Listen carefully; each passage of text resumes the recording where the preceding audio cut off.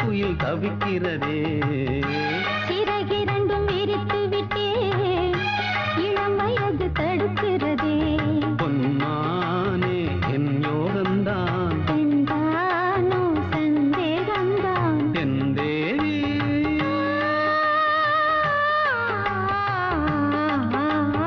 உன் விழி ஓடையில் நான் கலந்தேன், பொன் கனி விழும் என தவம் கிடந்தேன். பூங்காத்து சூடாச்சி ராஜாவே யார் மூச்சு? நான் தேடும் செவ்வந்தி பூவிதே ஒரு நாள் பார்த்து அந்தியில் பூத்தது.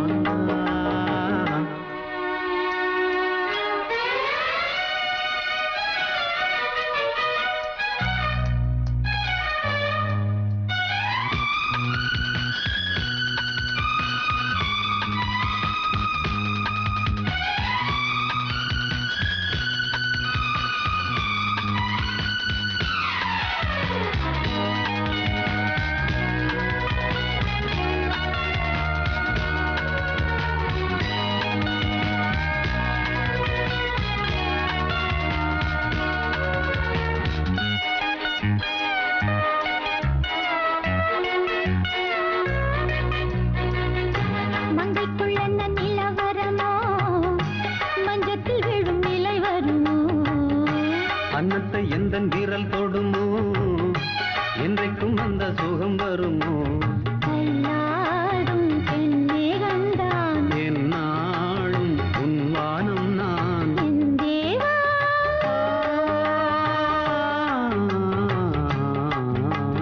கண் மலர் மூடிட ஏன் தவித்தேன்?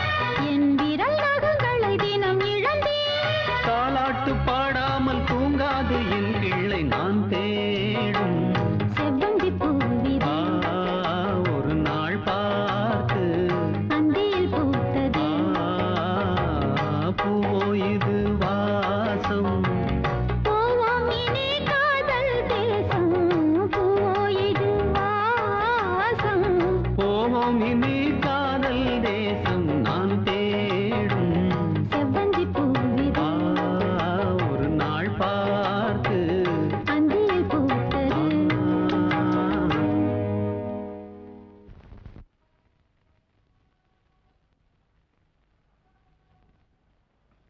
வணக்கம் சார். வணக்கம். நான் பிரபாகர். தொழிற்சங்க தலைவர்.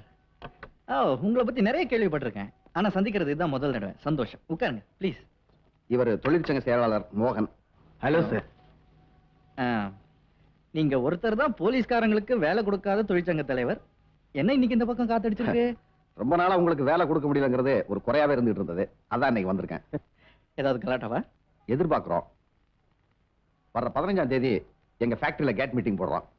அதுல சம்பள உயர்வு, போனஸ் உயர்வு பத்தி முக்கியமான தீர்மானம் எடுக்க இருக்கும். இந்த மீட்டிங்கை நடத்த விட கூடாதுங்கிறதுல எங்க முதலாளிங்க தீவிரமா இருக்காங்க. குண்டர்களை விட்டு கூட்டத்துல குழப்பத்தை ஏற்படுத்துவாங்களோன்னு பயப்படுறோம்.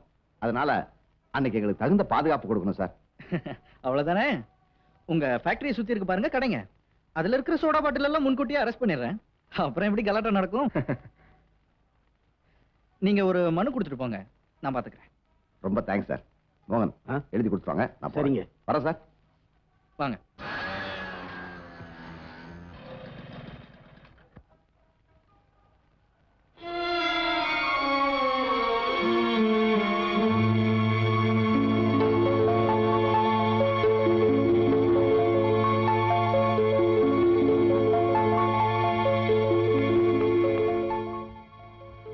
ஹலோ. இந்த உத்தியோகம் எப்ப இருந்து? ஒரு மாசம் ஆச்சு. வாழ்த்துக்கள். தேங்க்ஸ். பார்த்து 3 வருஷம் இருக்கும்ல? இருக்கும். அதே பழைய சைக்கிள்? அதே பழைய பிரபாகர். கல்யாணம், காட்சி, குழந்தை குட்டிகள்? நிறுத்து. அதுக்கெல்லாம் தான் எனக்கு அதிர்ஷ்டம் இல்லையே. தெரியாத மாதிரி கேக்குற. கிருஷ்ணா எப்படி இருக்கா? இருக்கா. உங்களை பார்த்த கண்ணால வேற யாரையுமே பார்க்க மாட்டேன்னு பிடிவாதமா இருக்கா. நான் வரேன்.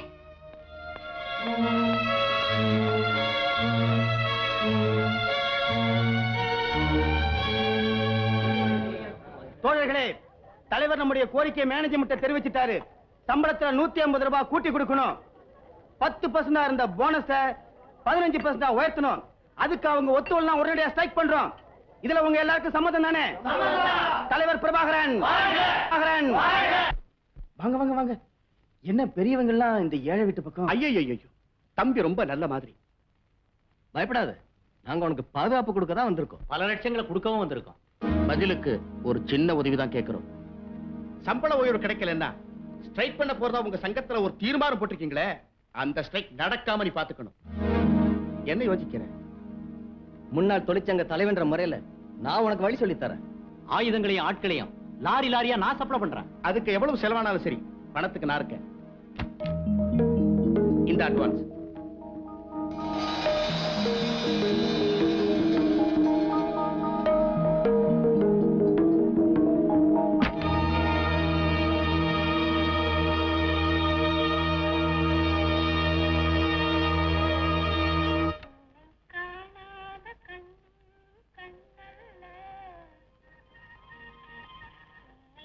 அக்கா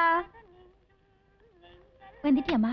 அக்கா, உனக்கு பிடிச்ச நியூஸ் கொண்டு வந்திருக்கேனே. என்ன? இன்னைக்கு நான் அவரை சந்திச்சேன். யார? உன் பிரபாகர.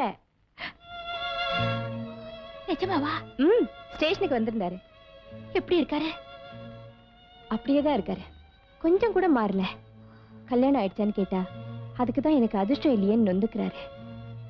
பாவம். உன்னை பத்தி ரொம்ப விசாரிச்சாருக்கா.